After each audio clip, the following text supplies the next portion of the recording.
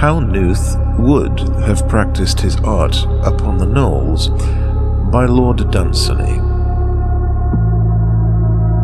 Despite the advertisements of rival firms, it is probable that every tradesman knows that nobody in business at the present time has a position equal to that of Mr. Nuth. To those outside the magic circle of business, his name is scarcely known.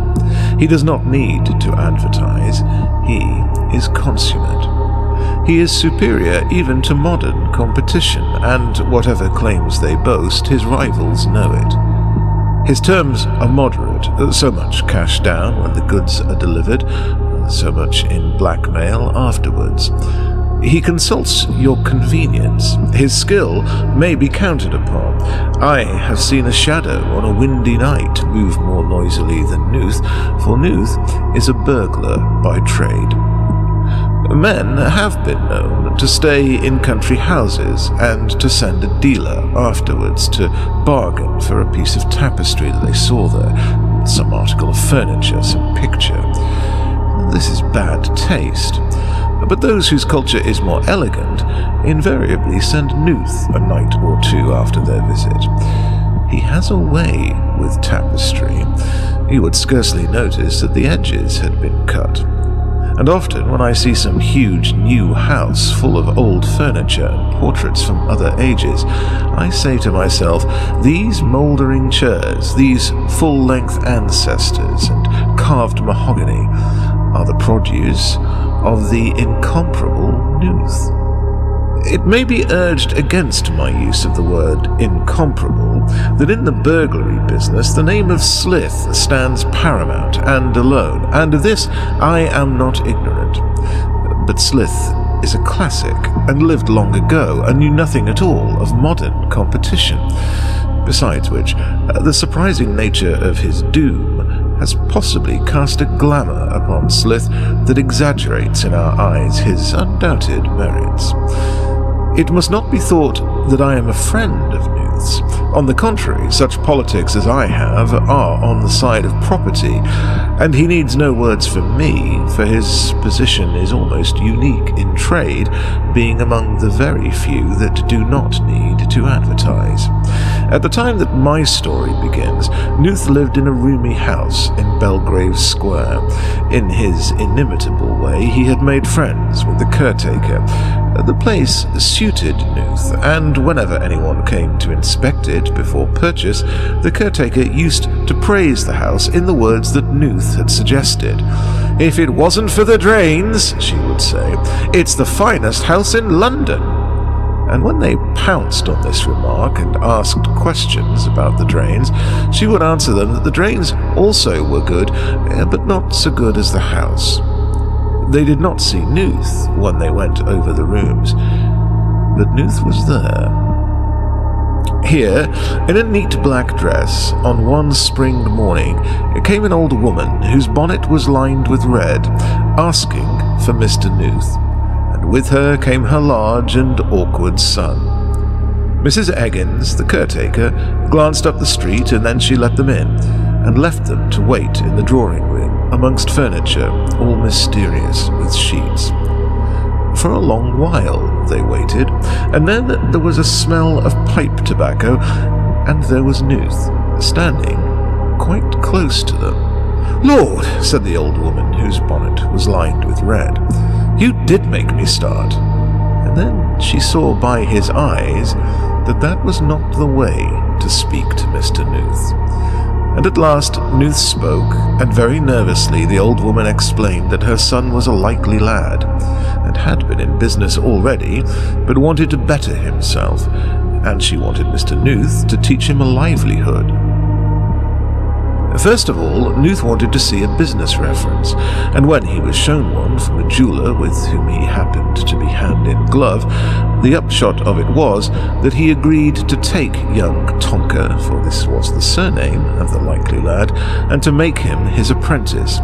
And the old woman whose bonnet was lined with red went back to her little cottage in the country, and every evening said to her old man, "Tonka, we must fasten the shutters of a night time, for Tommy's a burglar now."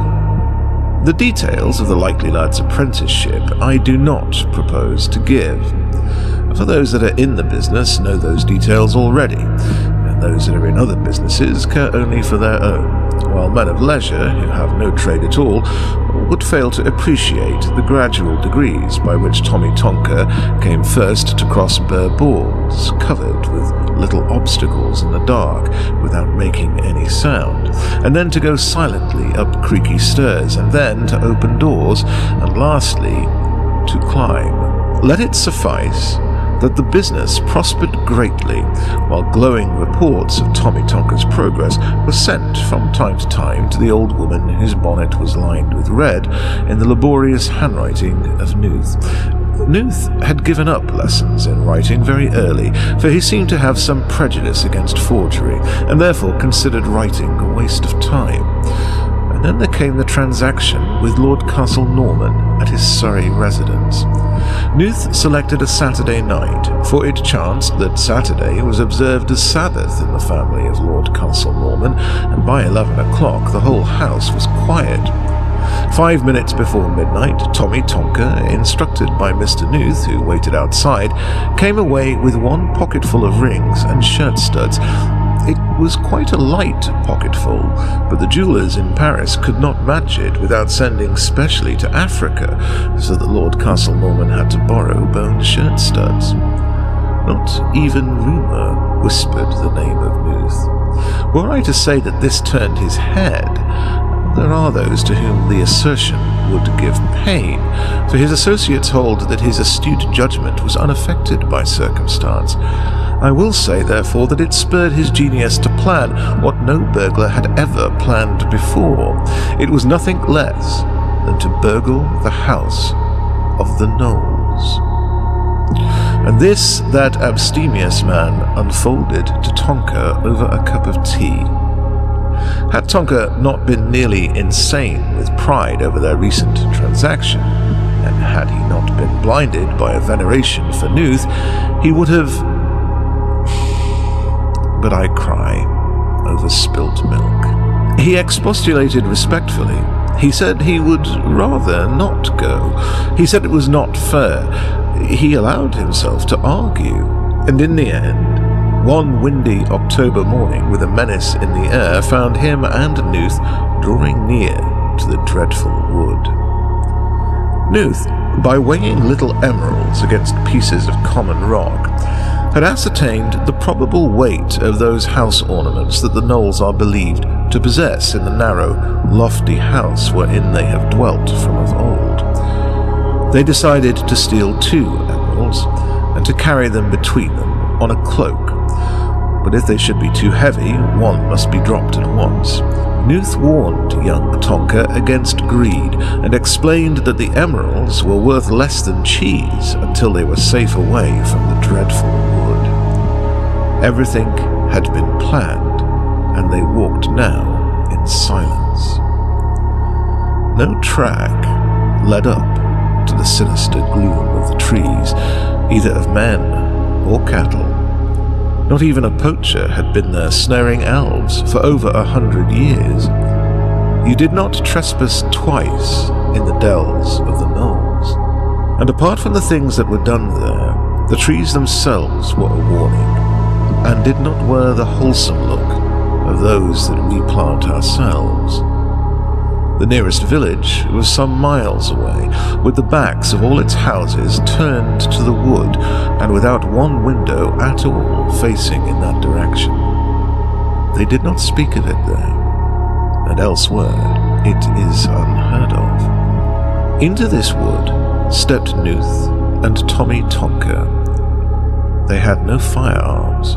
Tonker had asked for a pistol, but Nuth replied that the sound of a shot would bring everything down on us, and no more was said about it. Into the wood they went all day, deeper and deeper. They saw the skeleton of some early Georgian poacher nailed to a door in an oak tree. Sometimes they saw a fairy scuttle away from them. Once, Tonker stepped heavily on a hard, dry stick, after which they both lay still for 20 minutes. And the sunset flared full of omens through the tree trunks, and night fell, and they came by fitful starlight, as Nuth had foreseen, to that lean, high house where the Gnoles so secretly dwelt. All was so silent by that unvalued house that the faded courage of Tonka flickered up, but to Nuth's experienced sense it seemed too silent, and all the while there was that look in the sky that was worse than a spoken doom, so that Nuth, as is often the case when men are in doubt, had leisure to fear the worst.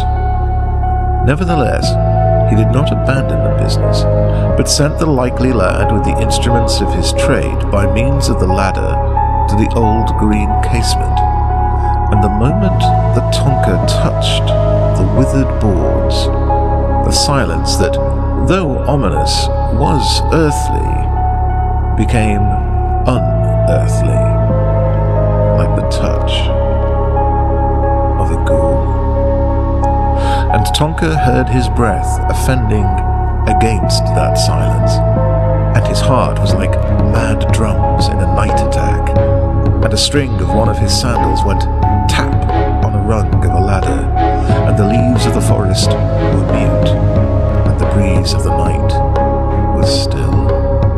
And Tonka prayed that a mouse or a mole might make any noise at all, but not a creature stirred. Even Nuth was still.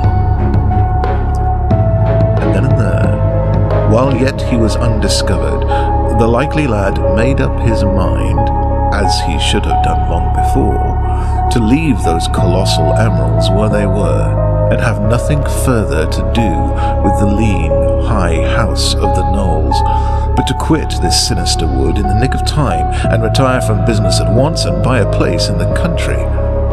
Then he descended softly, and beckoned to Nuth.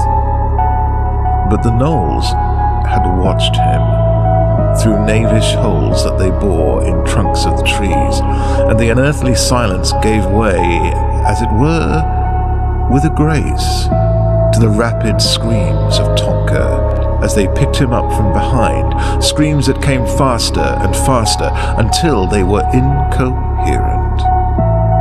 And where they took him, it is not good to ask, and what they did with him I shall not say.